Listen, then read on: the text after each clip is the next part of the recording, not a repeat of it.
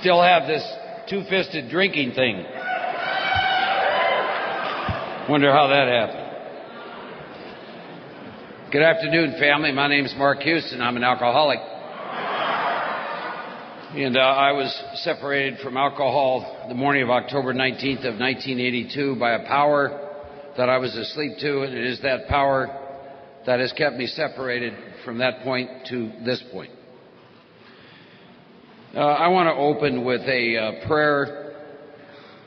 It's a Native American prayer, and this combination of words in many respects describes for me the experience that I had as a result of being brought into the fellowship in the rooms and the program of AA and a relationship with my Creator. It says when we become hollow bones, there's no limit to what the higher powers can do in and through us in spiritual things.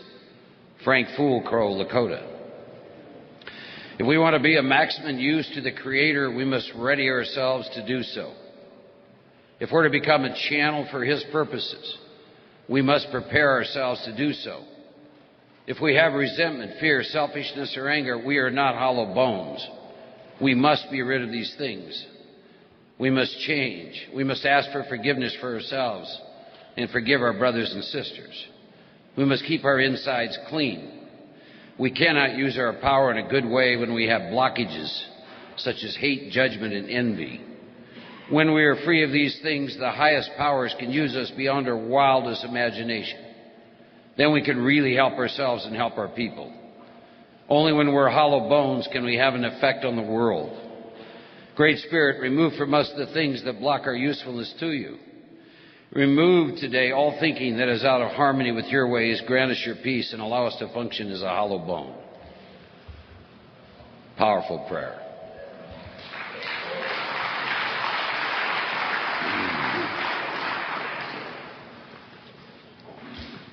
We have been shaped by our experiences before we were brought to the program and after we were brought to the program, and we have been shaped by our teachers, by our sponsors, by our elders, by new people.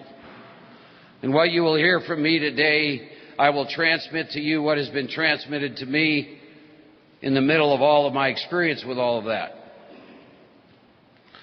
I want to thank the committee for asking me to speak. I still laugh about this. Chris lives 90 miles away from me. Myers lives 200. And we've got more time together in the last 2 days than we have in the last 5 years. We have to come to Placerville to do that, right? See, I have this experience that you don't have. I have the experience when I met Chris in the early 90s down in Kerrville, Texas. I hadn't done any speaking at all because I wasn't a hollow bone, because I was blocked. And he was blocked. And his brother was blocked. And we began to really work with a set of precise, specific, clear-cut instructions. Working and reworking 1 through 9, and working with the strict spiritual disciplines of 10, 11. And the end result is you get to experience the three of us today. Not because we chose to do that, but because we did this, and then whatever it is, that thing, that power, that God, that Creator, it decides how you're going to be an intelligent agent, a spearhead of God's ever-advancing creation. And we had nothing to do with that. Wow, what an amazing thing. See, I watched that. I watched that happen through me. And I watched the fear behind that, right? My sponsor, I'll use his last name, the man who really carried the message to me originally, died 2 years ago, Don Pritz. And I want to talk about this because it's really on my mind in relationship to the beautiful things that I thought Kristen Myers talked about. And this was a man who was very clear on the precise, specific, clear-cut instructions and how to take me through so I could have my experience, not his, mine, following that set.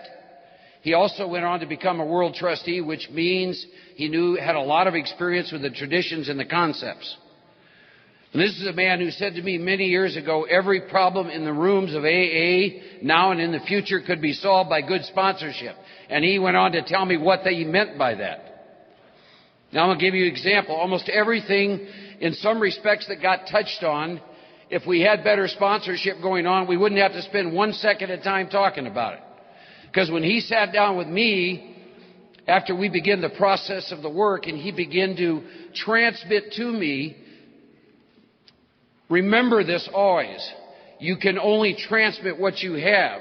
You cannot transmit what you do not have, and you will transmit what you do have. He taught me what I could talk about in the meetings. He taught me about how long I should be talking in the meetings. They've talked about that 3 minutes. You know, don't get enthralled with the sound of your own voice. He wasn't gentle in his teaching. When he first starts working with him at a meeting in Denver, Colorado, and there's probably 40 people in there, and I talk about 15 minutes, and he did that thing of, I want to talk to you. By then I realized he didn't. He wanted to talk at me. And he said, what's the root of your problem? And I'd done enough work out of the book to give the right response. That's important, isn't it? I'm selfish and self-centered. He said, how many people were in that meeting? I said, well, about 40. He said, well, do the math. He said, you talk somewhere between 15 and 20 minutes. I don't ever want to see that again. If you walk into a meeting, do the math, Mark. If they don't have a limit on how much time you talk, if you've got 20 people in there, do the math. And unless you're engrossed in yourself, you ought to be talking probably about a minute or two in almost every meeting you go to from now till the time your ass dies. He was right. He talked about going to meetings, and he said, I'm not interested in you bringing to meetings all of your personal stuff. That's what you and I will work out one-on-one. He said, what you and I are there for is to carry a message to the guys that's brand new about power. The power of God in your life. A message that will attract. And it must be one of depth and weight. He talked to me about the necessity of having a home group, showing up for the group conscious, and participating in the group conscious. A lot of the questions that were being fielded, the group conscious is designed to take care of all that. For example, the alcoholic addict issue. Chris and myself and two other guys started a group many years ago in Kerrville called Carry the Message Group, and we got very, very clear that we were going to have 2 closed meetings a week, and it was we worked off the long form, the third tradition, which has more depth and weight than a desire to not drink.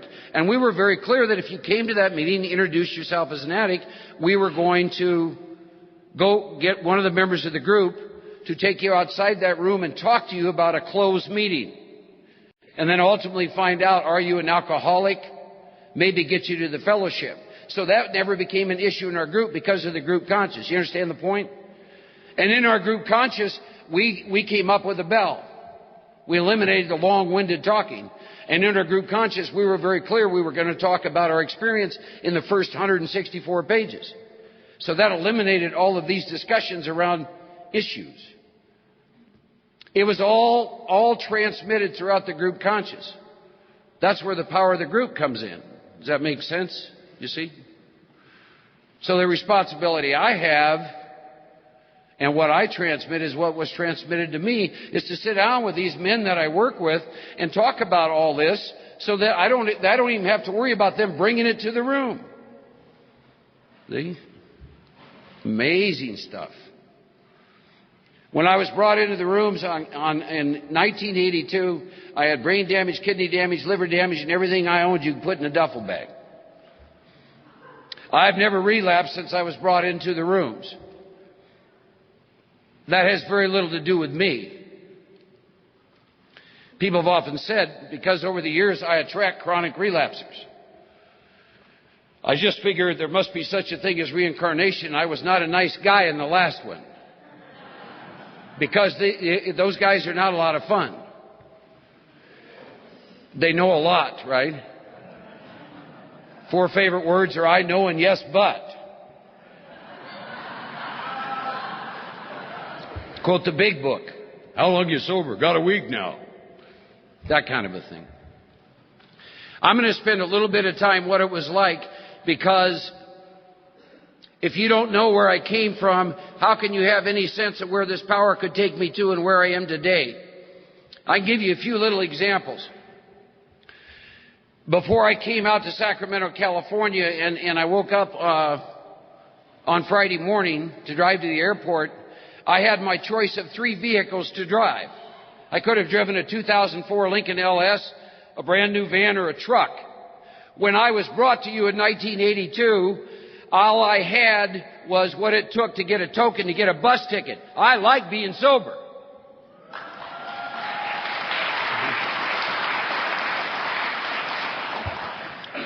When I woke up Friday morning to finish my packing, to come out to spend some time with you, I went into a master closet that had 17 pairs of shoes to choose from to bring here. And when I came to you in 1982, I had 1 pair. I like being sober.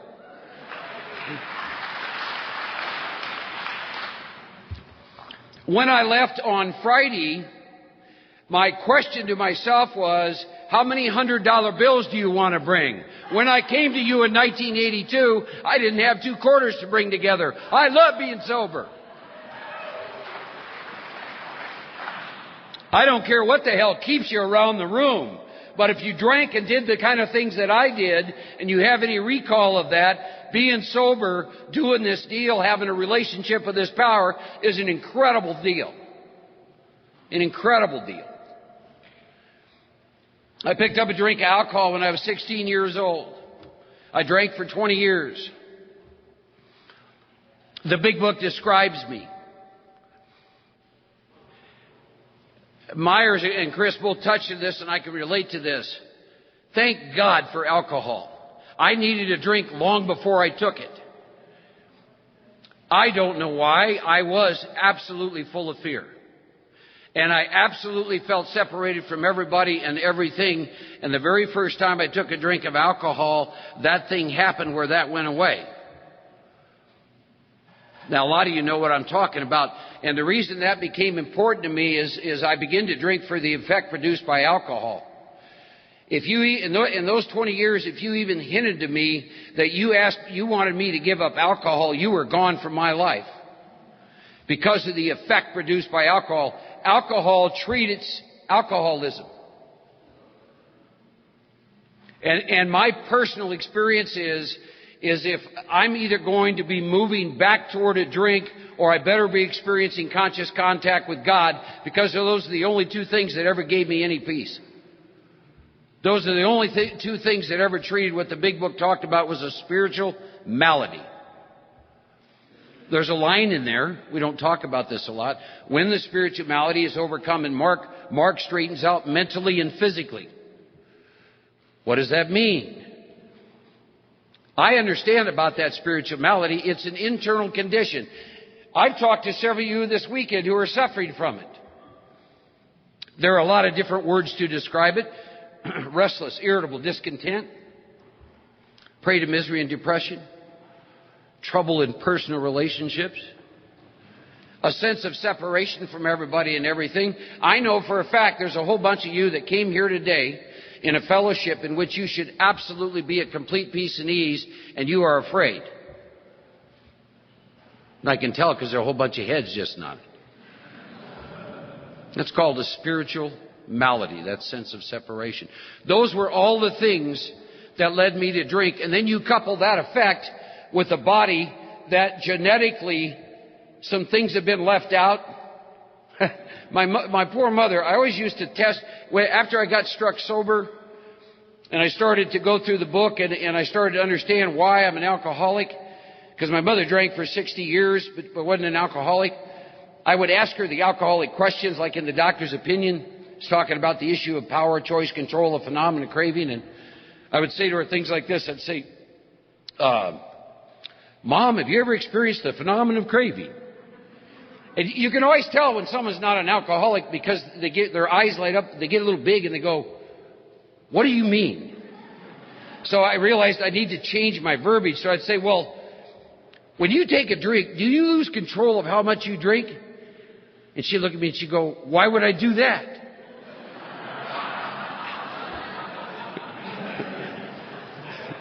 See? I had a whole nother experience. I got this malady going on. I am absolutely uncomfortable in my skin. From the time I get up till the time I go to bed, the only thing that treats it with alcohol, and then unfortunately I take that drink of alcohol, and since my body's different, I break out in a phenomenon called craving. When other people quit, I'm just getting ready to start. And not only that, but once I take a drink, it decides how long I'm going to drink. See, I don't know how much you all looked at your first step.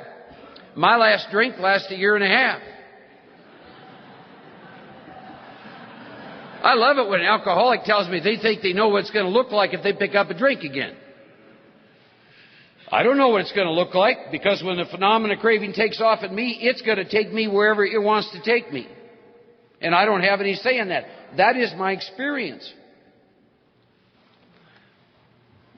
I graduated from high school in 64, went to college. Drinking began to impact my life right away. I started at junior college, went to University of Iowa. They were just a little too serious about what they did there. It was interfering with my drinking, so I transferred to the University of South Dakota, where you can drink legally when you're 18 years old. They weren't quite so serious. I kept switching majors. There was this little event going on called Vietnam. After being in college 6 years, they realized I was never going to graduate, so they drafted my ass. My inventory revealed that. I sent them an invitation to send me over there for 13 and a half months. They complied, and then I got mad at them. Because if I graduated from college, I went on to get my degree in business education, I would have gotten 4F to be a teacher. And that's exactly what happened. So I spent 13 and a half months over there. I come back, I finish up college, got married for the first time, and roared off to San Francisco with a Volkswagen, a new wife, and $150. And just like Bill Wilson, drinking was assuming serious proportions. Now here's the other problem I had, some of you might relate to, is as I began, my first job was with a major insurance company in San Francisco. As I began to get more successful in my life, this fear, this sense of separation, this sense that you're going to find out who I really am at my core level, and it's not pretty, began to grow within me, and it took more booze to feed that. And I coupled that with this phenomenon of craving. Changed jobs, moved to Eugene, Oregon, 6 months there. Married to a beautiful woman, and then along the way, as a part of the progression of my alcoholism, I began to experience what I call the deterioration of my moral values.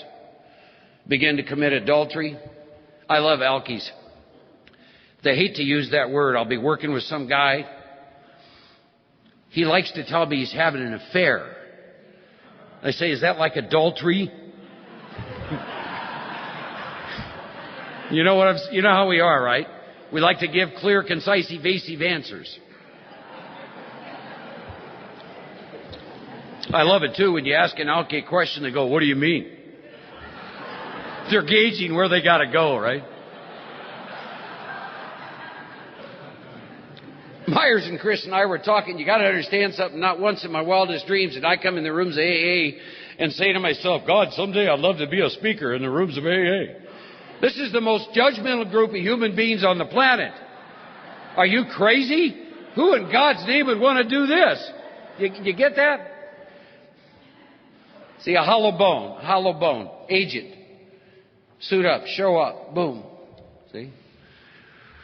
So I wound up not giving my employer a fair day's work, cheating on that woman. The guilt, the shame, the remorse, fueled with the progressive nature of my illness, with this sense of you're going to find out who I am, this fear, the bedevilments, the malady getting worse. And I walked out of that marriage in 1975, moved up to Seattle, Washington. Then wound up in Anchorage, Alaska, beginning of the end. Then wound up in Denver, Colorado, 1978. When I sobered up in 1982, I was working as an orderly in a nursing home, cleaning up human feces, writing the great Jack London story. Crazy as a bedbug. And justifying some in my mind, that experience. Incredible to me in hindsight. I did not choose to go to detox and or the rehab I went to or the rooms of AA.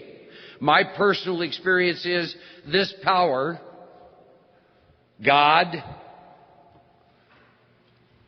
brought me through all of that. Sometimes I think to myself, it looked like this. There's some things I really need this guy to do, and it's obvious anything I have ever attempted to impart upon him, he will not listen to. I think I will give him some assistance. That's what my experience feels like. Because I was raised a Methodist, became a Catholic. I'm the kind of guy, if you have something I want, I'll go to any length. She was a Catholic and said, if you want with me, this is what you're going to do. I said, sure, I'll go for that.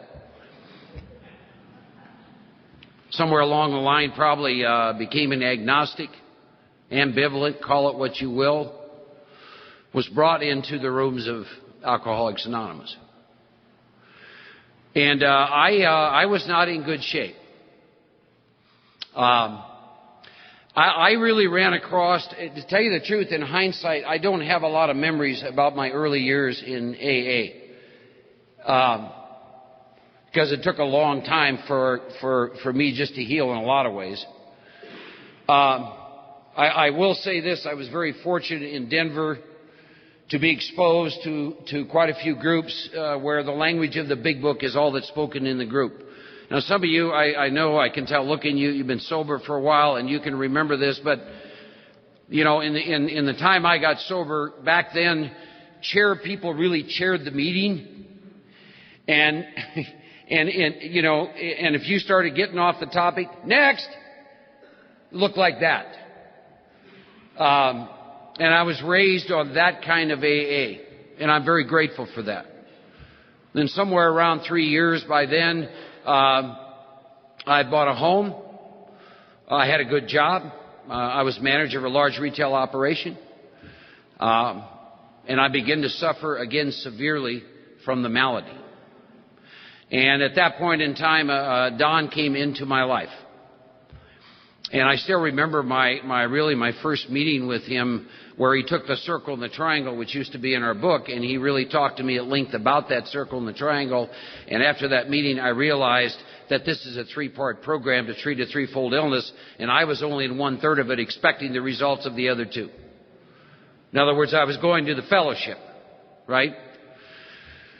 Because he asked me about that circle and the triangle, and he qualified me.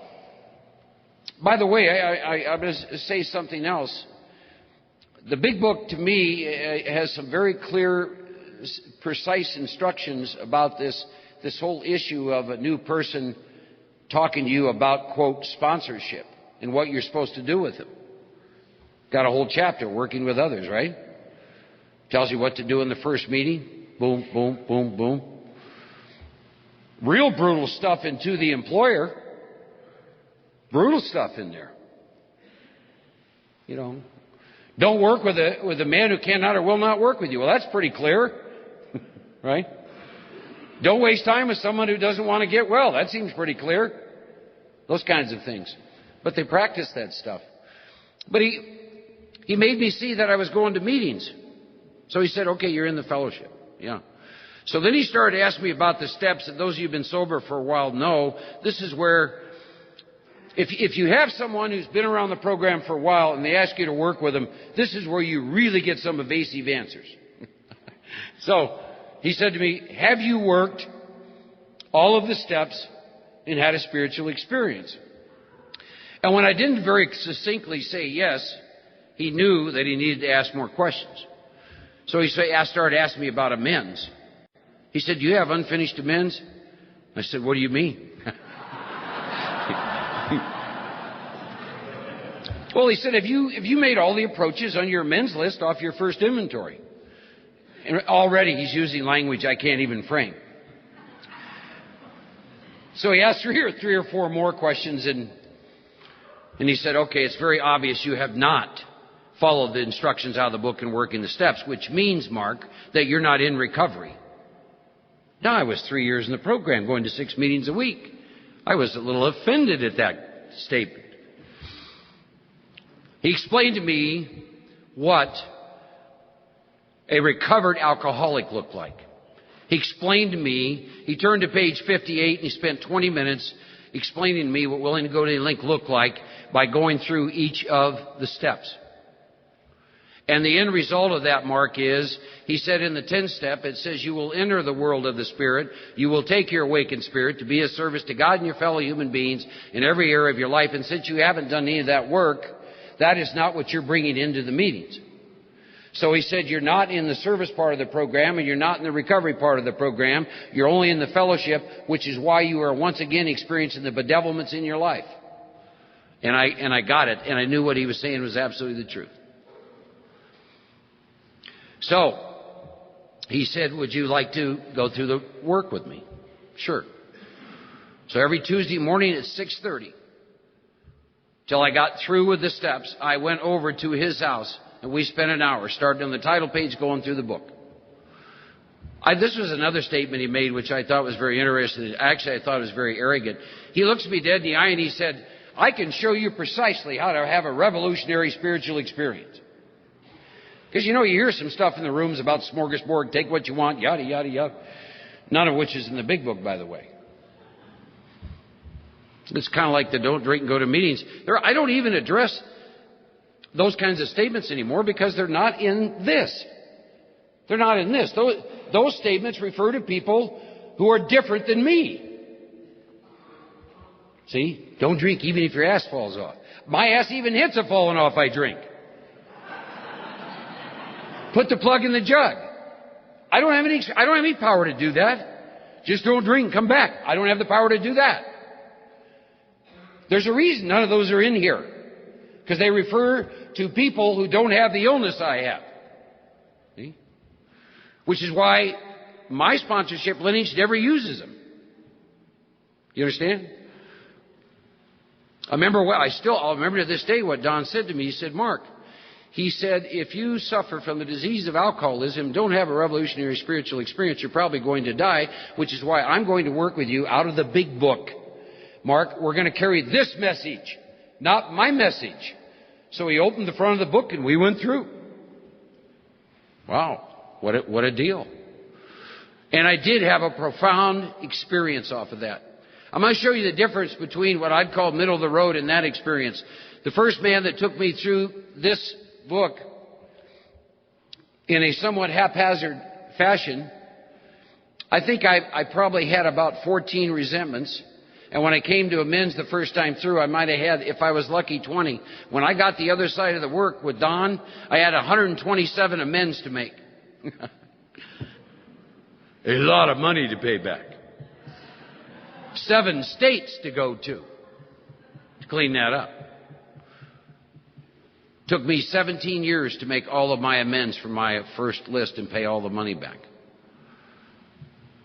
My lineage said the most important word in the 8th step is all, A-L-L. See? Wow, what a deal. Then along the way, this little thing happened. The strict spiritual disciplines of steps 10 and 11, which I'm going to talk about when I come back, I didn't do much with. I was doing prayer in the morning. I do not recall doing anything with meditation in my first 9.5, 10 years of sobriety. The book is very clear about that. But I wasn't doing much with it. And I got really caught up in the material world. I did a little with sponsorship, but not a lot. Chris and Myers have talked about that. I have experience being granted this incredible gift, accessing this power, and then letting it dissipate because I was too damn selfish to get out and share it with others. And so what I'll begin to tell you is somewhere between my 7th year of sobriety up until I was about 9.5 years sober, everything that had been given me along the way got taken away. And at about 9.5 years sober, I wound up in a psych hospital in Houston, Texas, 24 hours away from a plan to commit suicide.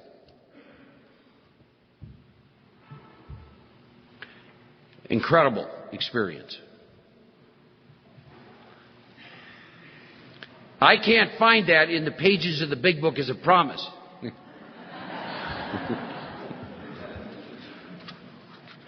True story how God works. Gentleman that Chris works with, I've known for many years.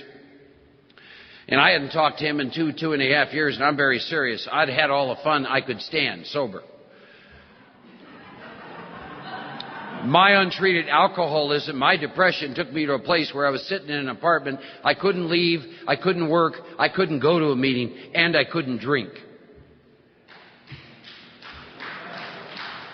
Wasn't a fun place to be.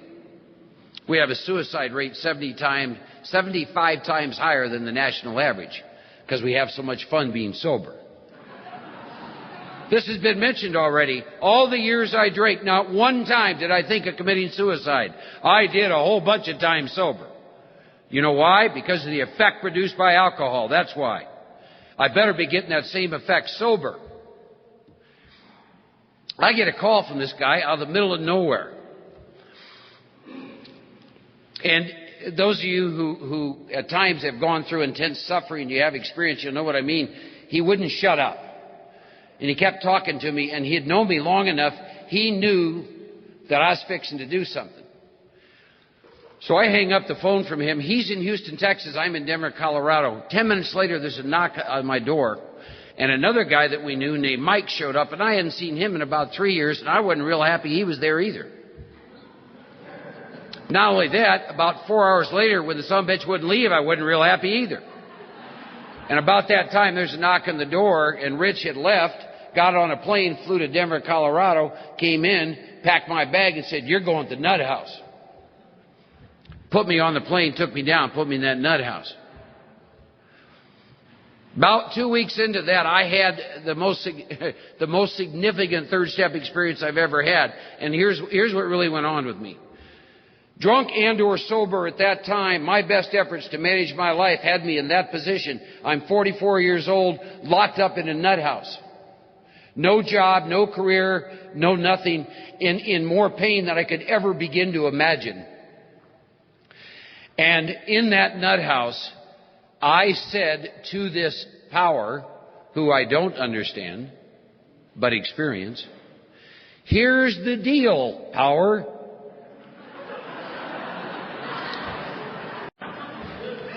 From this day on, here's what I'm going to do. I'm going to do what this book tells me to do. I'm going to work with that 10th and 11th step, which I mostly have paid lip service to. And you, power, are responsible for everything else in my life. Because my best efforts got me here, locked up with a great insurance policy."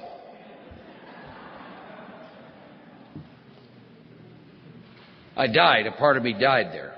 And I did. From that day to this, it is not my business where I work, who's in my life, what I'm doing. I got one business. Do the thing necessary to remain a hollow bone and allow the power to do everything else. I think another book talks about that. Seek ye first the kingdom, I will add the rest unto you. I know what they mean by that. I gave it up. Got released from there and then went to work there.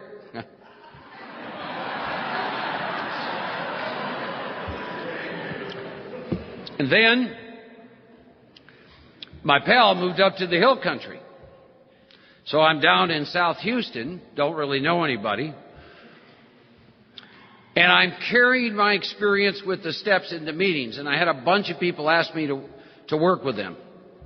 So we formed just a workshop to go through the steps, to work the steps. And then I wound up going up to Kerrville, going to work in the field of chemical dependency. This was very interesting too. Prior to God placing me in the field of chemical dependency, I had a lot of judgments about the field of chemical dependency. If you get to know me very well, one of the first things you're going to find out about me is I am not interested in an experience you've never had. Whether it's around meditation, the steps, reworking, you name it. I can't think of better people to work in the field than big book thumpers. You get that? God takes a big book thumper who had all kinds of judgments and said, "Oh yeah, I'm going to slap you right down the middle of all this. So I move up to Kerrville. Meet Chris. Did the same thing up there. Start a workshop. That's different than a big book study. In a workshop, you work through the steps. And as I recall, we had 27, 28 people. What was very amazing about that, about 25 completed the work, made the amends, began to work with 10, 11. We started that Carry the Message group. That's a little town of 18,000. When I was living there, sometimes you'd have 80 people strong in that meeting. And then I started getting asked to speak, share my experience. I reworked the first 9 steps 4 times in 2 years. What does he mean, rework the first 9? I mean, I reworked the first 9. I went back and I take a look at my first step experience. Doctor's opinion at page 23. Where am I at with this phenomenon of craving? Do I have power, choice, and control over how much I drink once I take a drink? And I go back and I remember.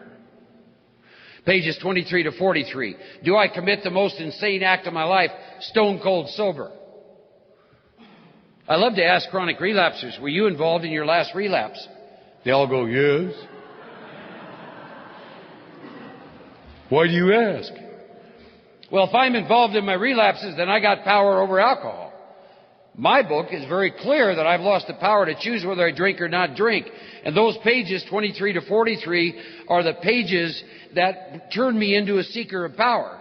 They're designed to convince me that at my very best, my mind can take me to a place called a strange mental blank spot. And in a strange mental blank spot, there's no such thing as choice, choosing to not drink, calling your sponsor. People will call you sponsor before you drink. Try that from a strange mental blank spot. I've experienced with strange mental blank spots. I had 2.5 weeks sober one time, living in Denver. I was going to go up to Aspen on business. 6 days later, I wake up in a hotel room. And I vaguely remember stopping at a liquor store and buying a half a case of Pat's Blue Ribbon beer. 6 days later, I've roared through about $3,000 between alcohol, vodka, beer, and a little white substance called cocaine. Strange mental blank spot. And I go back and I look at that. Is this me? My main problem centers in my mind. The mind that took me back to a drink is not the organ I'm going into for a solution. The mind that brought you to this program is not the organ you're going to use to get well. You get that? And I look at that, and I look at the malady. I'm currently, I just finished writing my inventory. Now, I recently celebrated 24 years. Why would I rework the steps? Because I like the effect produced, that's why. I can't live off, just like my body doesn't live off the food I ate 2 weeks ago, I can't live off an inventory I wrote 2 years ago, let alone 10 years ago. I do as much with steps 10 and 11 as anybody I know, and I fall asleep and I got inventory. If any of you have been sober a long time and you don't think you have any inventory to write, come talk to me. I'll give you a simple little exercise, because this is a trap after you've been sober for a while. I remember calling this woman in Denver, sober a long time now, 47 years. This is about 3 years ago. I said, Lynn, I've reviewed the first 3 steps. I'm praying for resentments. Nothing comes up. She goes, oh, you're getting real spiritual, aren't you? She said, why don't you make a list of people who annoy you? 33 names later, those were resentments. But I'd gotten so spiritual. So you've been sober for a while, don't resent anybody. Just make a list of people who annoy you. It's a whole nother trap, ladies and gentlemen. My experience is I don't care how long you're sober. Your ego is still working. It's just got a different face to it. You get that? Just a different face. It's still at work. So I just finished writing some inventory. Go back. I look at that first step. Current reality. What is my current spiritual malady that I'm up against? What's current in my life? Second step. Came to believe that a power greater than myself could restore me to sanity. Has that shifted and changed and moved over the years? Absolutely.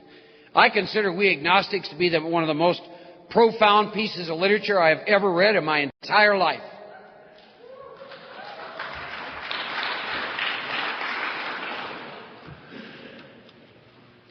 Can God take me past here?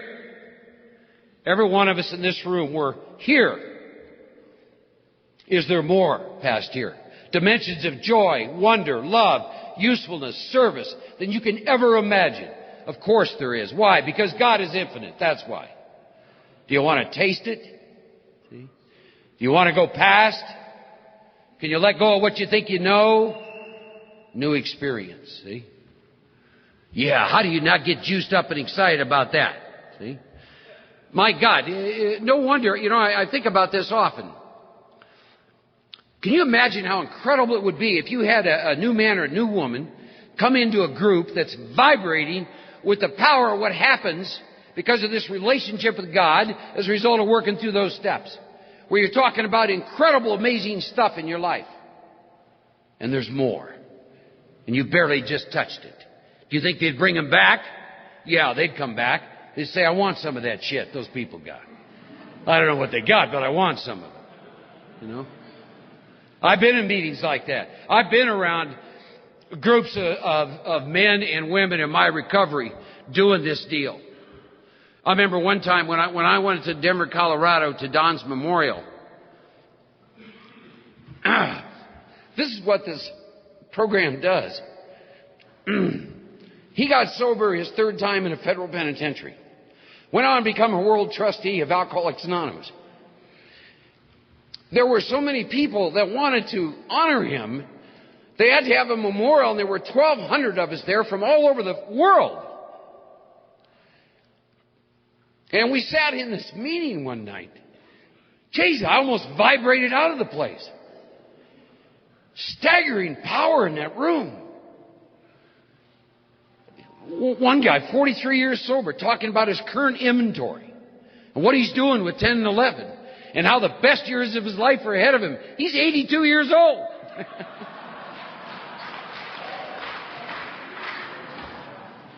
That's what AA is about to me. Yeah, well, he lost my job. You get it? My God, what is contained in here? What is available to us? It's beyond our comprehension, beyond our wildest dreams.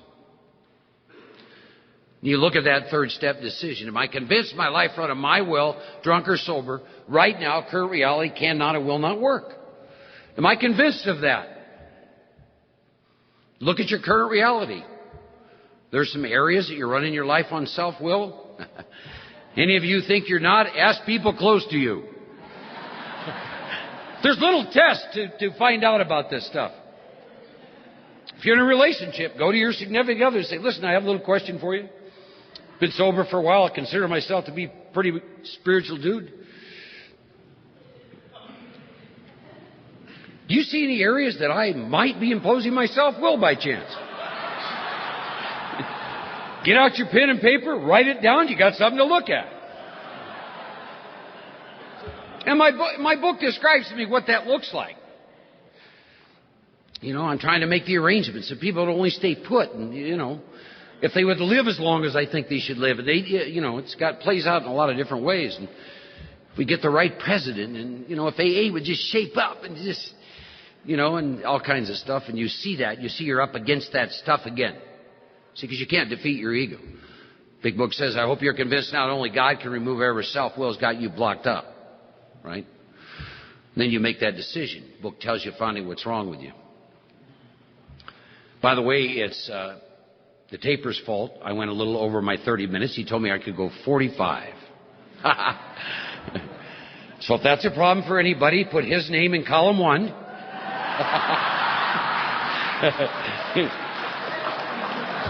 Write what he did in column 2. and solve your problem because he and I don't have one.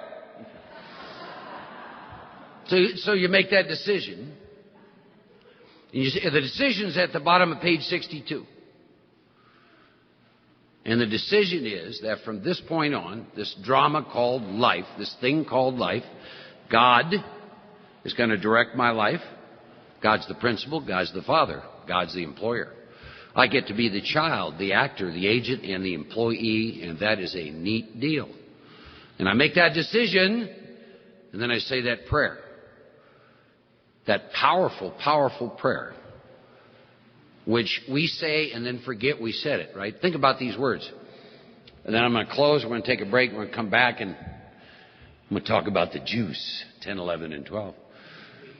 But God, I offer myself to Thee to build with me, and You do with me as You want. You do with me as You want. Relieve me of the bondage of self, this selfishness, so I may better do Thy will. Take away my difficulties so that victory over them may bear witness of Thy power, Thy love, and Thy way of life. May I do Thy will always. Whoa, see? That's all Chris Myers and myself have done with you today. And some of you have done that back to us. We are bearing witness to you of God's power, God's love, and God's way of life. That's all we have attempted to do. Then you say that prayer and you move from that prayer and you launch into inventory. Write a resentment inventory, a fear inventory, a sex inventory. Share it. Step 6 and 7, make your list. Start making amends, and then begin to work with the strict spiritual disciplines of 10 and 11, and then you get catapulted into 12. And we'll talk about that when we come back. God bless you.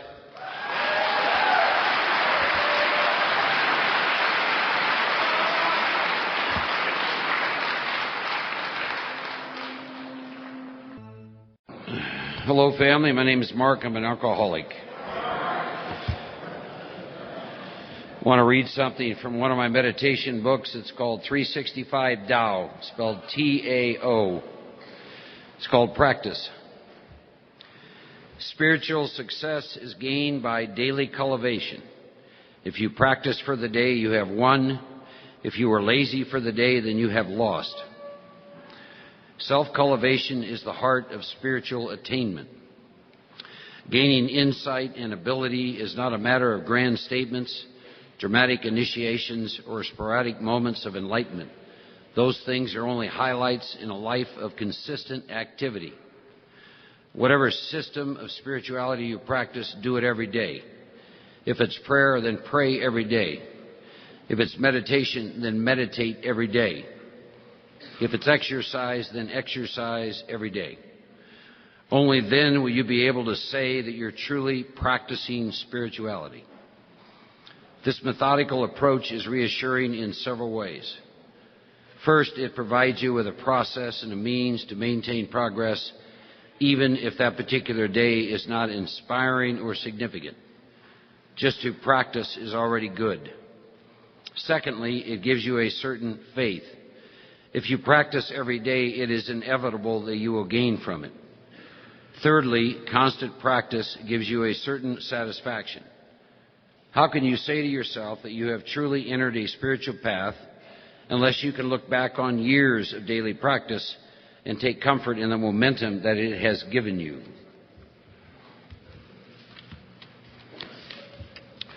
If your mind is closed, you cannot learn anything new. Closed minds reject anything different, anything that conflicts with our old beliefs, beliefs that may be false. We forget that experience is stronger than belief. Fear is the force that keeps minds closed. Only open minds can receive and process new knowledge, which can lead to new practices and understanding. One of my teachers was a man named Thomas Merton, and there was a quote. It says, those who think they know from the beginning will in fact never come to know anything. There's another quote from Emmett Fox that says, knowledge received intellectually provides no nourishment for the soul. I get in both of those. I die each night. I'm born again each morning. And I was given a set of strict spiritual disciplines as outlined in the big book on the 10th and the 11th step. There's a line that we talk about. We've talked about it today. Maximum service, where it says our real purpose. Maximum service is on page 77, to God and the people about us. What I want to talk about is, it says, my real purpose is to fit myself. 10 and 11, as a result of the course of action outlined in the first 9 steps, is how I fit myself to be of maximum service to God and to my fellow human beings. I'm going to talk about some of the things I've done, and then I'm going to talk about 10 and 11, and then I'll field some questions. Before I forget, there's been many books over the years that have influenced my experiences. When I get a book, when my Creator sends a book to me, I am looking for practices that I can bring into my life to have the experience and throw the book away. I am not looking for knowledge. 3 books in particular that had a huge impact on me as it relates to the 10th and 11th step. One of them is The Power Now by Eckhart Tolle. The 4 Agreements by Don Miguel Ruiz. Conversations with God, Book 1 by Donald Neil Walsh. And along the way, there's about 300 more, most of which I've given away. Those 3 in particular, in doing work out of those books, because all 3 of them give you some work, a course of action, spiritual living, a course of action. I've had to go to those books to even understand what the 10th and 11th step in the big book was saying to me. Much like we agnostics, I think, is a profound piece of literature, what 10 and 11 speak to me about is also a profound piece of literature. When I came out of the insane asylum in 1991 and then went up to the hill country, having had that experience and not wishing to repeat it, I really started to read the 10th and 11th step and realized how little of it I was A, practicing, B, did not understand. In particular, I had done nothing with meditation. So I went and got a simple little book on meditation.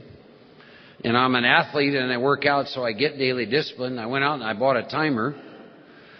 And I started with about 7 minutes 2 times a day. I had no idea what was going on in my mind till I began to sit in the silence. There's a reason we run from meditation. Because those of you who have recall of your first experiences, I have this timer going and these voices start. I call it the committee. You all had that happen probably this morning when you woke up. You have several different voices talking to you. I'll give you an example of some of my voices. One, of course, is we have the member of AA. We have a spiritual guy. They're 2 different guys. I now own my own business, so we have that piece. I've always been a jock, so he's in there. There's a part of me that's always been Rambo, and he's in there. The ladies' man is in there. There's about 6, 7, 8 of them, and you all know what I'm talking about. This morning, when you got up, they started talking. My experience is I no longer resist that, but one of them better be in charge first thing in the morning. One of the things I do when I work with the residents at my recovery center is I take a table and I introduce them to their characters. And I sit them down, and by the time they're done, most of them have about 8 of them, and they all have different agendas and different voices. It's a very interesting experience, but somebody's got to take charge of that. But I began to work with meditation, and pretty soon 7 minutes grew into 10, and that grew into 15, it grew into 20. And I began to have a lot of profound experiences in meditation. I began to love the effect produced by meditation. Silence, I believe, is the language of God. And it was through the meditation process that a sense that all is well began to permeate throughout me. And fear began to abate. And I began to have a much more intuitive sense about what to do with my life, with people I sponsor, etc. And from that day to this, I've had a daily meditation life. Along the way, I have gone to monasteries. I have taken classes. I have read books to improve conscious contact. You know, if you want to find out about meditation, read a book from someone who's been meditating 30 years. Incredible stuff out there. I said this not long ago, and as I stand before you now, I still feel the same way. Of all the things I've done since I was separated from alcohol, the practice of meditation is probably by far the most profound impact on me. It's where all the dots connected, if you will. My current practice is Monday through Friday I get up at 4:30. See, somewhere along the line I had to quit lying to myself about this relationship, quote, with God, right? Because you would ask me, you would say, well, what's the most important thing in your life? There was a time I used to say being sober till I realized I don't have the power to keep myself sober, so I quit saying that and instead said conscious contact. And then a very smart man one day asked me, well, how much time do you spend alone seeking conscious contact? And of course I said, what do you mean?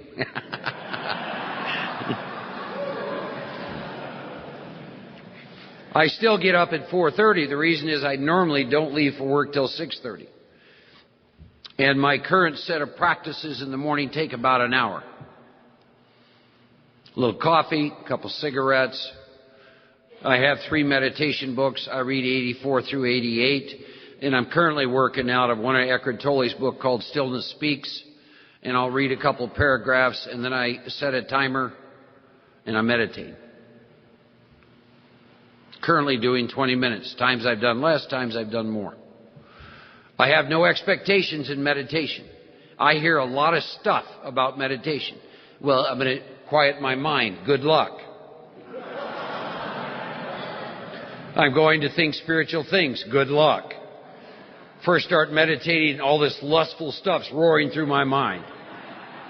Oh no, God's going to strike me dead. Till I read a book that said, don't pay any attention to your thought life. Just let it flow. Think of it like leaves on a stream. Oh, wow. I can do that. Focus on breath, breath, breath. Breathe in, breathe out, breath. Oh, okay. See, there's no arrival place with this. Where I'm at in my life, if you will, is no better than any other place I've been. It's just different. That's all. It's an inward journey, like this. But I sit. My responsibility is to sit. There's a spiritual law I discovered. It goes like this. God will not do for Mark what Mark's supposed to do for Mark. God does not set my alarm. Mark does. People say, you know, God keeps me sober. Is that true? Absolutely. But if that was all this program was about, this book would be 1 page long. It would say, God keeps you sober. Have a good day. It doesn't. It gives you and I a set of things to do to wake up to the fact, to have an awareness, there's this power, there's this God. Not an intellectual belief, an awareness, live, pulsating, and then a set of disciplines that we get to keep working with till we die to improve conscious contact with that power. That's my responsibility. That's not God's. So 5 days a week I get up and I do that. And I read those prayers upon awakening. Whole bunch of prayers in there. I was probably 13, 14 years sober until I realized a lot of the 11th step, they use a very interesting combination of words, thought life. I'd never heard those two words side by side. Thought life. Pay attention to your thought life. And then I read a couple of other books that said, Mark, a lot of your external world is a manifestation of your thought life. Scared the shit out of me. Because I'm asleep. I was really asleep to my thought life. And if that was true, I was in trouble. Begin to pay attention. You know, you hear the term spiritual awakening. For me, what an awakening was a separation from my thinking mind and awareness. There came a time through meditation that one day I realized I was not my mind. There was something greater than my mind going on, and I got to experience it. And that was a miraculously freeing day. My mind is like my hand. It's an instrument that was given to me as I slop around the drama called life. But I am not my mind. Wow. That happened through the process of meditation. Now I get to watch. 10th step. Watch. What? Watch thought life. Right? See, get interested in yourself. Get interested in your true self. It's fascinating. Watch yourself. Wake up enough to be able to do that almost from a distance. It's almost like being in a control tower. Watching yourself. I find myself to be incredibly amusing.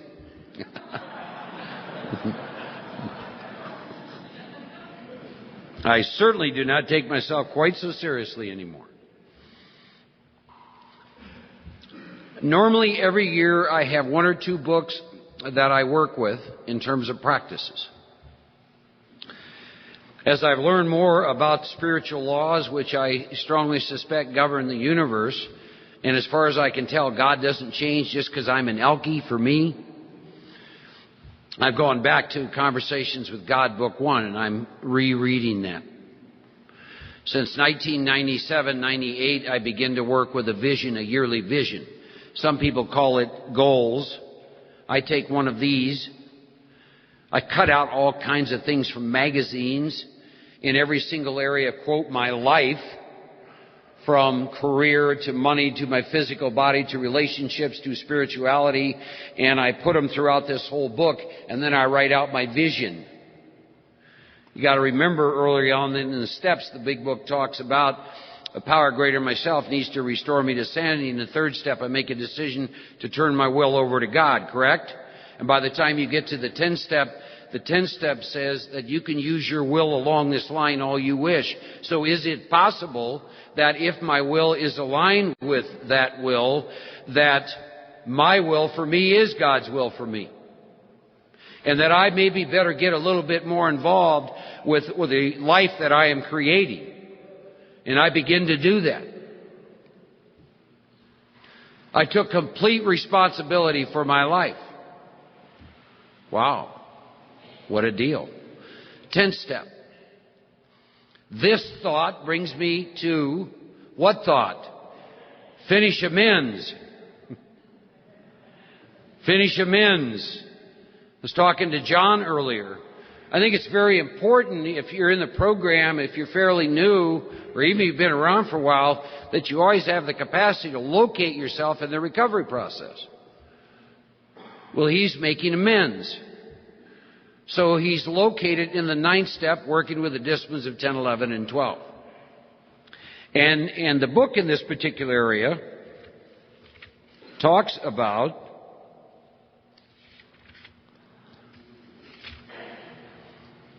this thought, finishing my amends, brings me to step 10, which suggests I continue to take personal inventory and continue to set right any new mistakes as I go along. Now, over the years, I've gone to a lot of meetings where they talk about the 10th step and they talk about the one sentence. The 10th step is 2 pages long, and it's an abyss in a lifetime of practices. The last 4 paragraphs of the 10th step are never talked about. And when I begin to wake up and I really begin to look at these and begin to practice them, they became very profound and experientially. It talks about, here's an instruction, I vigorously commenced this way of living as I cleaned up my past. So the day I begin to make amends, I begin to work with the disciplines of the 10th and the 11th step. It says, I've entered the world of the Spirit. What does that mean? Why don't we bring that up as a topic in our meetings? The topic this evening is, I would like you to share your experience with what it's like to have entered the world of the Spirit. Why aren't we talking about that stuff? Well, I get fired from my job. I'd like to hear about the world of the Spirit. Sounds pretty good to me. I'm a Cheech and Chong guy. Yeah, man, talk about that, Jed. What do they mean by that? See, my experience was till I did a bunch of work, particularly with 4 through 9, is this is language, and I don't have any understanding on an intellectual level what that sentence means. Now, I'll tell you what my experience today with that sentence is. You write that inventory and do that 5th step, you disconnect from ego. In the 7th step, you connect to God. In the 9th step, you connect with your fellow brother and sister. That's what it is. And I'm awake to the fact that housed inside this body is the Spirit. That whatever I am prior to entering this body and what I will be after it's gone, call it a spirit, call it what you will, that's what I've entered into. And I have an awareness of it. And the rest of the language in the 10th and 11th step is speaking to me using that part of my being. Whoa. Think of it this way. You get up to the 9th step and you open that door. Entered the world of the Spirit and you enter. You're entering a whole new world. What the book says in 10 and 11 and then 12 is designed to keep me in that room. Oh, well, I turned it over and I took it back. I turned it over and took it back. Show me where it says that shit in here. It does not say that. It's because my experience is that's not what happens. So I've entered the world of the Spirit. My next function, having entered the world of the Spirit, is to grow in understanding and effectiveness. I thought the Raymer brothers did a fabulous job of talking about understanding and effectiveness. How do you work with a drunk? How do you sponsor? What do you bring into your group? You understand? I let go of what I think that looks like. I'm here to grow in understanding and effectiveness. Of what? World of the Spirit. World of the Spirit. So you've got to get rid of it. Let me make a statement. If I care about how you feel about what I say to you, I'm useless to you. Get rid of this idea, love's all fluffy. You get that? See? I'll never lie to a drunk. Well, take your time. No, the book says, desperation of a drowning man. Here's the deal. You want to take your time? Be drowning in a pool. When I walk by, hey, I'll be back later, okay? No hurry here. I bet you want my ass catapulted in there with you, don't you? This is not an overnight matter. It should continue for my lifetime. I wonder what that means. It means my lifetime. It means the rest of my life, my lifetime, right? Continue to watch. By then my spirit has awakened and I can watch myself having this experience. For what? Selfishness, dishonesty, resentment, and fear. This is an opinion. I can't find it in the book. It's based on experience. All of my defects, my selfishness, dishonesty, resentment, and fear, are fueled every time by selfishness. And if I'm devoid of selfishness, they're not fueled. Do they lie within me? Absolutely. Absolutely. When these crop up, not if, it gives me a practice. I ask God at once to remove them. Ask. Ask is a spiritual practice. You could take the word ask and work with it for 6 months. Just that word alone. Ask. Ask. Turn. I resolutely turn. Turn. Get the ego away from yourself. Turn to someone you can help. At an elevator. Starbucks. At work. Turn. Turn is a spiritual practice. Turn. Ceased fighting anything or anybody, even alcohol. I could work with that one the rest of my life. What does that mean? It means I've ceased fighting anything or anybody, including alcohol, including myself, my defects, my life, Republicans, Democrats, take your pick. I have ceased fighting. I can't practice that with self-will intact. I'll fight everybody and everything. Ceased fighting anybody, even alcohol, because for this time sanity will have returned. And then they talk about where I'm at with this thing called liquor. And then they go on and they offend me because they tell me that I didn't do anything to bring this about. Seems to me I've done a little bit, right? I was given a new attitude toward liquor with no thought or effort on my part. This new attitude toward liquor just occurs. And they describe it. It's called a position of neutrality. I don't walk around wondering whether I'm going to drink or not drink. It's not even in my being, because I've been placed in a position of neutrality. It says I haven't even swore it off. It says instead the problem's been removed. What problem? The malady. When the malady is overcome, I straighten out mentally and physically. The problem's been removed. It does not exist. Is that your experience? Turn these into questions. Is that your experience? If it's not, you missed something. Probably unfinished amends. Right? I'm neither cocky nor afraid. That is my experience. Is it my experience? That's how I react so long as I keep in fit spiritual condition. Earlier it said fit myself. They're describing fit spiritual condition. See, I'm given a daily reprieve based on one thing and one thing only as far as I can tell. What is that?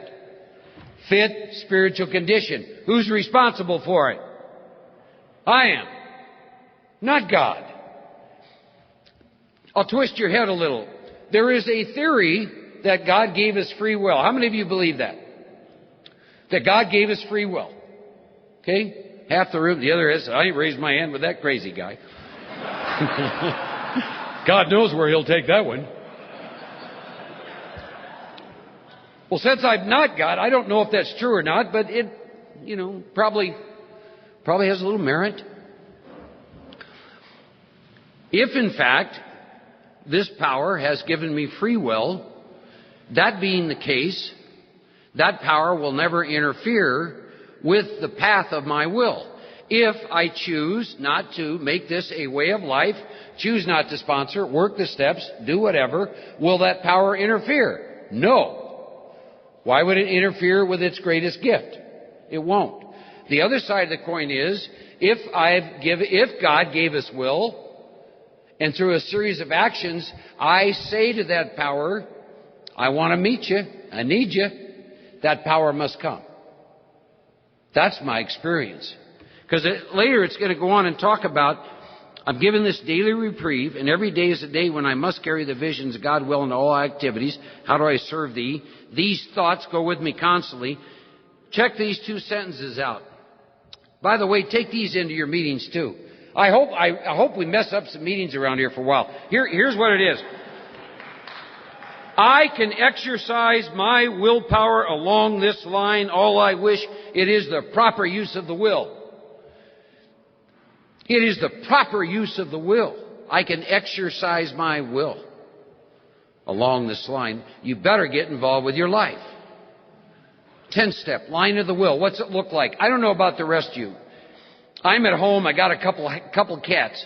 One's named Hobo, one's named Bill. Now, Bill's worked all the steps. He's cool. Hobo refuses to write inventory, which means he lives a life based on self-will. And I can see it in both of them. And when I'm home in the morning, I got my plants and I got my cats, and boy, I am hooked up. I am really spiritual. And I will open that door, and it's on, baby. Traffic. The line's a little too long at Starbucks. See, I walk out, and I get in, and I'm really hooked up. Line of the will. You get that? Spiritually fit. Line of the will. And I get in my car, and the first thought's, there's going to be shit happening at work today. I just moved over. There's a line at Starbucks. Pisses me off. Boom!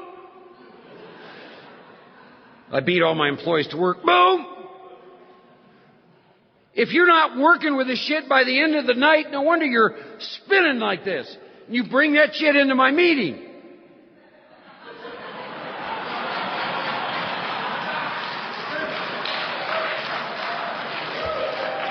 What the 10th step is designed to do is, about the first time I get over here, turn what? To God thought. Boom! Back again.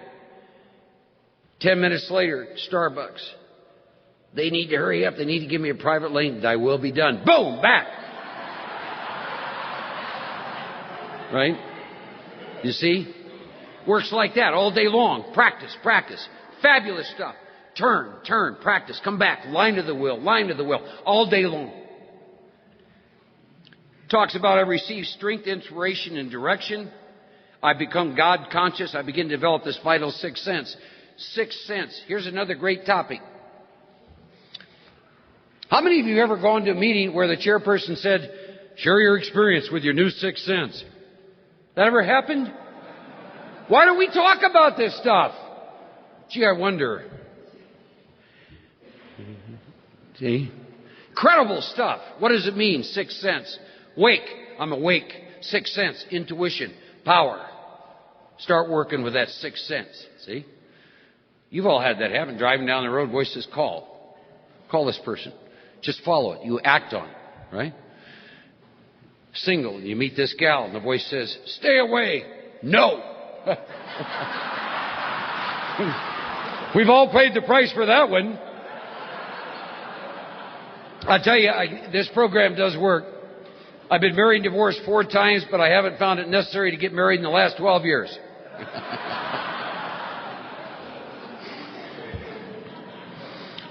Incredible stuff in the 10th step. You can work with it.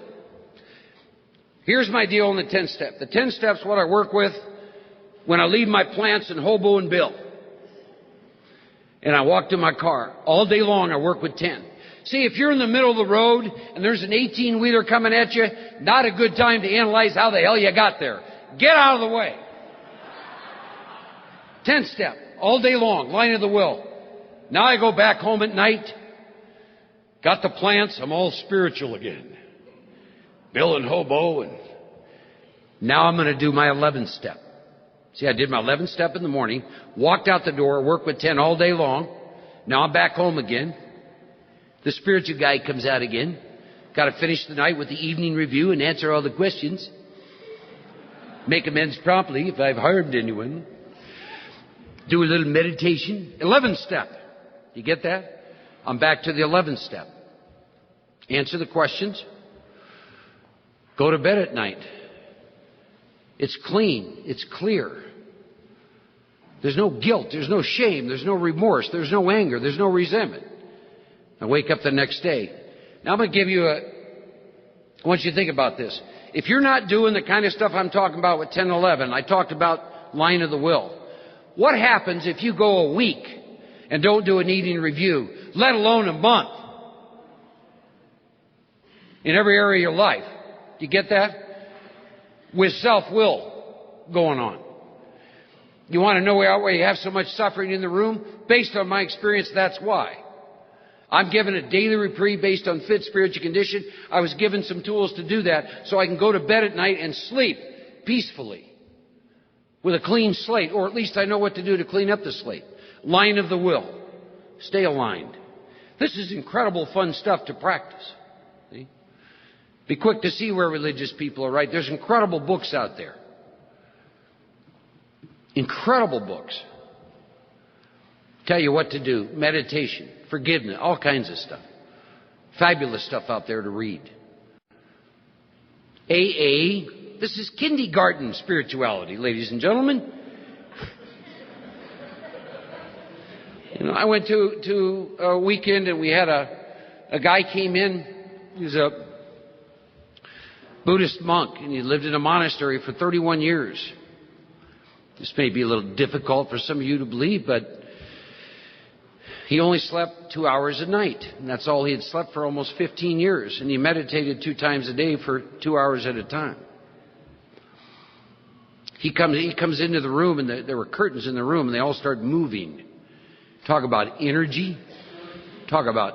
See, there's incredible stuff out there, and we get to go play with this. We get to learn about it. But remember this. Do it along with, not instead of. I've watched people pray themselves right back into whiskey. Go to a church. Don't need AA.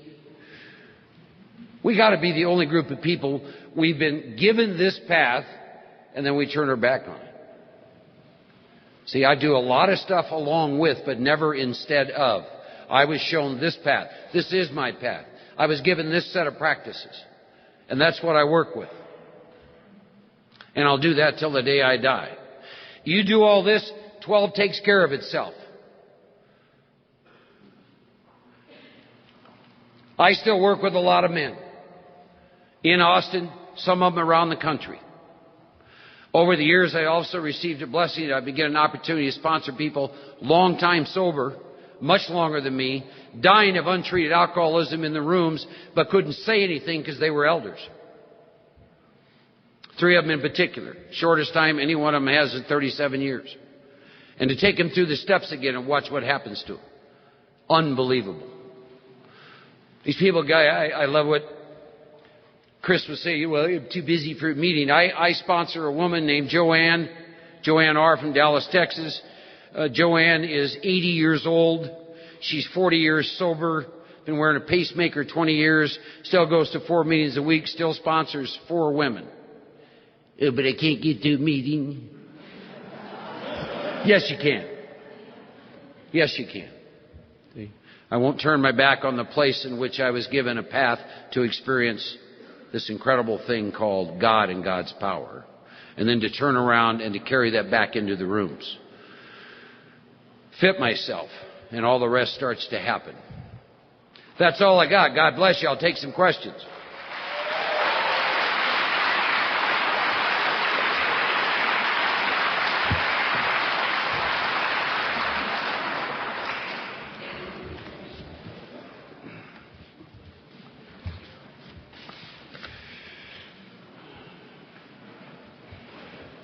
Says, are men's, women's, and gay meetings against their traditions? Please explain.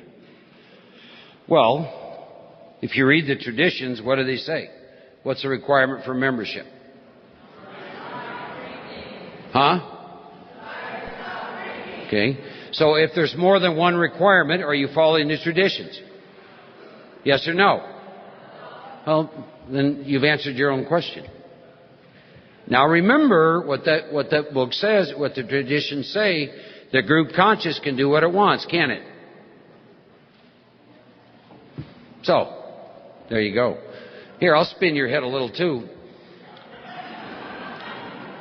See, I no longer qualify to be a member of AA, meaning I no longer have a desire to stop drinking because I haven't drank in over 24 years. The only time I had a desire to stop drinking is when I was drinking. Which is why I got to work with the long form, which says I can come in if I want to recover from alcoholism. Because I got that. So, you can answer your own question. Page 87. The period of meditation is mentioned. In your experience, what is the sufficient time length for this period? That varies. If you're new to meditation, 5 minutes will seem like an eternity. After you meditate for a while, it doesn't. That's the only way. Here, if there was one slogan I would add, it would be the Nike one, do it now. Just do it. Here's how, I don't know who wrote this, but here's how to answer it. Get a timer and start and answer your own question. Keep a journal. Start with 5. Do it for 2 weeks. Go to 10. Somewhere in there you'll come up with the answer. I look at it this way. People like us, a minute is an improvement over what we used to do. Let's see. I've been through a series of sponsors with varying lengths of sobriety and sound good at meetings.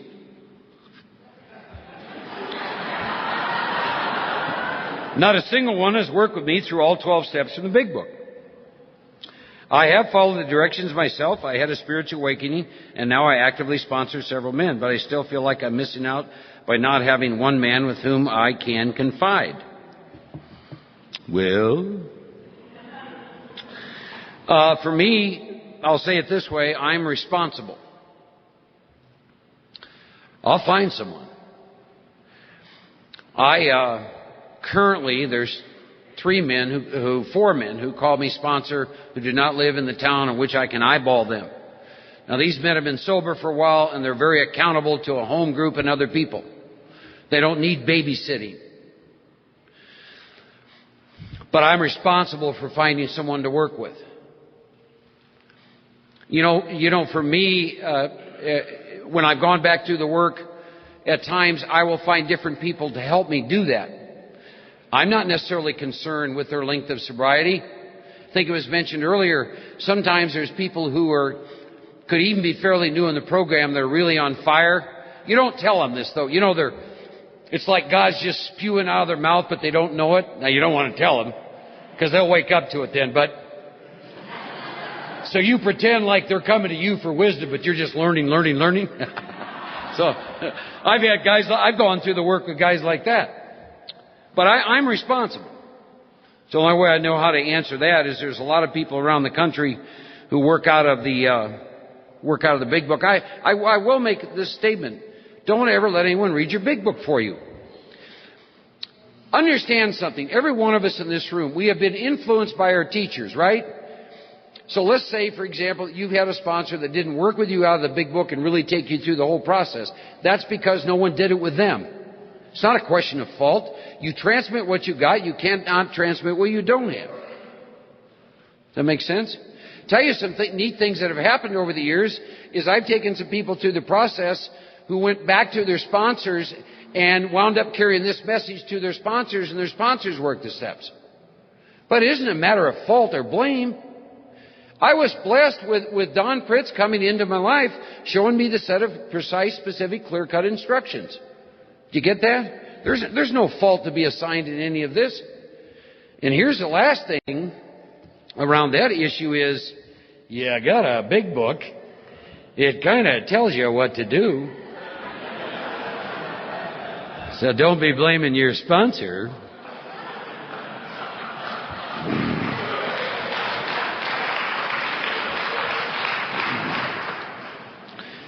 I've been praying to God to put a sponsor in my life. He's not provided. What should I do? Keep praying. I'll give you a prayer, whoever wrote this. Here's what it looks like. I am sponsoring someone and I thank you, God. I am sponsoring someone and I thank you, God. That prayer does two things.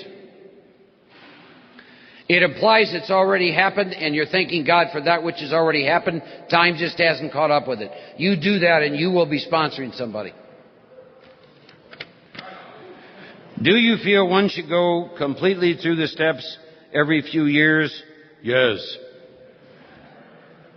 What do you suggest the focus would be? 1 through 9.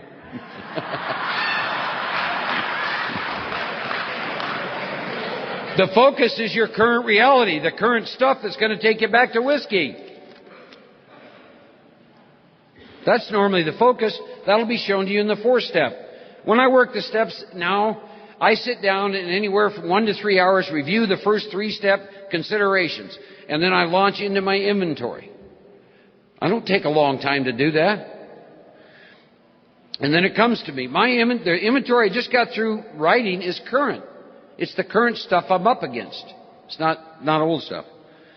I've heard sponsors ask prospects to call them every day for some undetermined amount of time to test willingness before they would sponsor them. Is this necessary? And if so, why? I don't know if it's necessary or not. Is accountability important? I think so. They talk about why. I don't know how you all were when I came to the program. I wasn't well.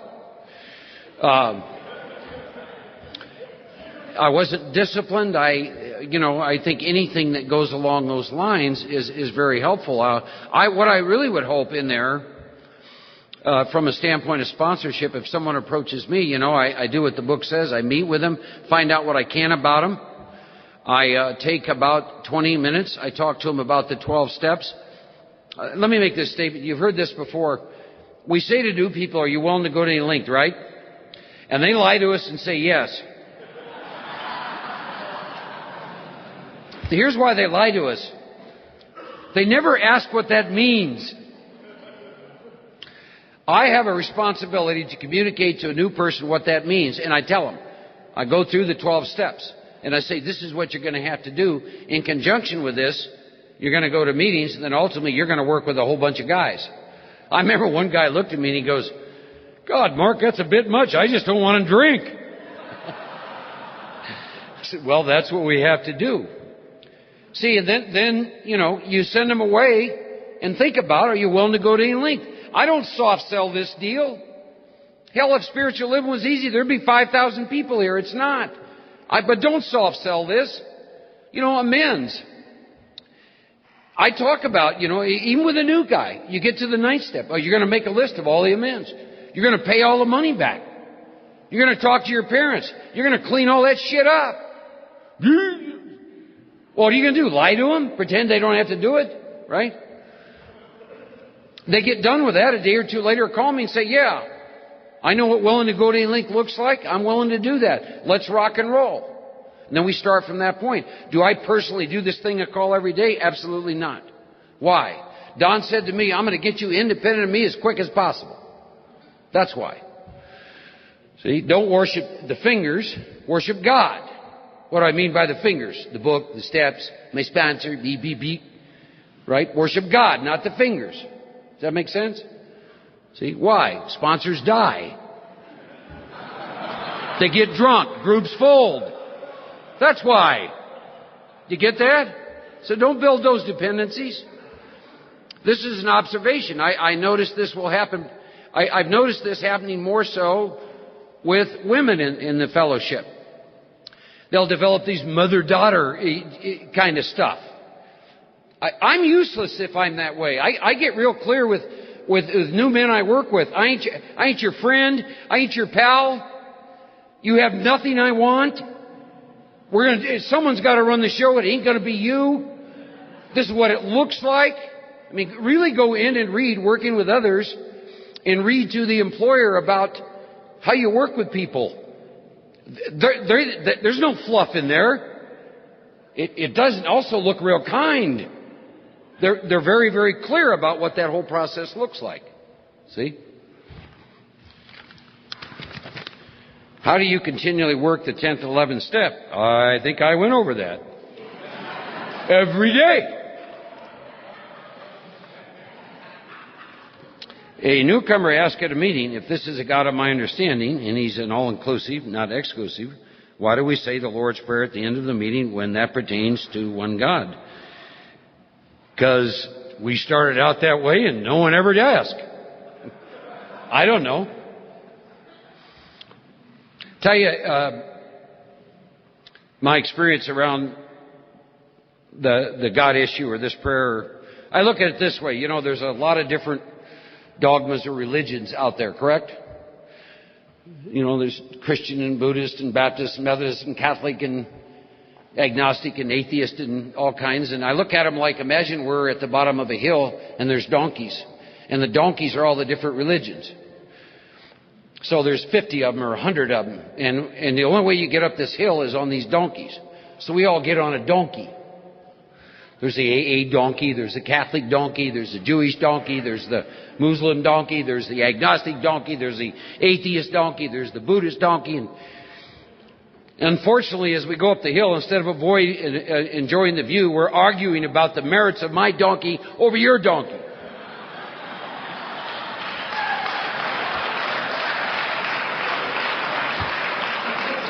When you get to the summit, you leave the ass behind.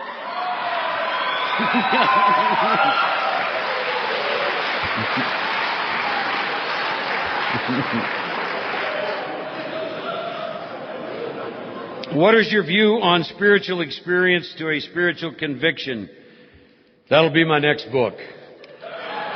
God bless you. Thank you.